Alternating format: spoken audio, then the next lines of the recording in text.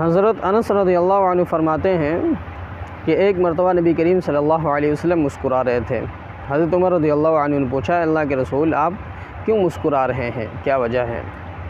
تو آپ صلی اللہ علیہ وسلم نے ارشاد فرمایا کہ میری امت کے دو آدمی اللہ تعالیٰ کے سامنے گھٹنے ٹیک کر کھڑے ہو گئے۔ ان میں سے ایک کہتا ہے کہ اللہ اس نے مجھ پر ظلم کیا ہے، تو اس سے مجھے اس کے ظلم کا بدلہ دلا دے۔ تو اللہ تعالیٰ ظالم سے کہتا ہے کہ تو اپنے ظلم کا اس کو بدلہ دے۔ تو ظالم کہتا ہے اللہ میرے پاس تو کوئی نیکی نہیں ہے کہ میں اس کے ذریعے سے اس کو بدلہ دوں۔ تو مظلوم اللہ تعالیٰ سے کہتا ہے اللہ اس کے پاس نیکی نہیں ہے تو میرے گناہ اس کے سر ڈال دے۔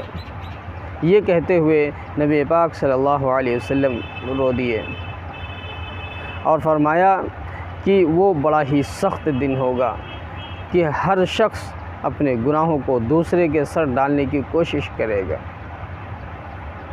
پھر آپ صلی اللہ علیہ وسلم نے فرمایا کہ اللہ تعالیٰ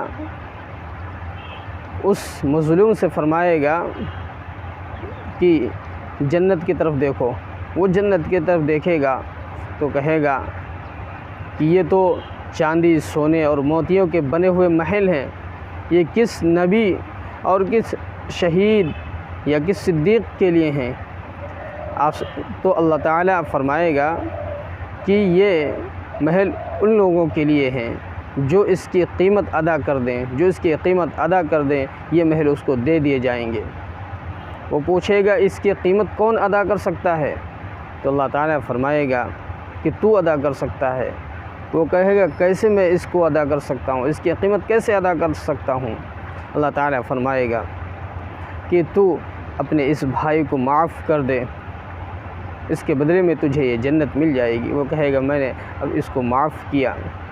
پھر اللہ تعالیٰ دونوں سے فرمائے گا کہ ایک دوسرے کا ہاتھ تھامے ہوئے جنت میں داخل ہو جاؤ۔ سبحان اللہ۔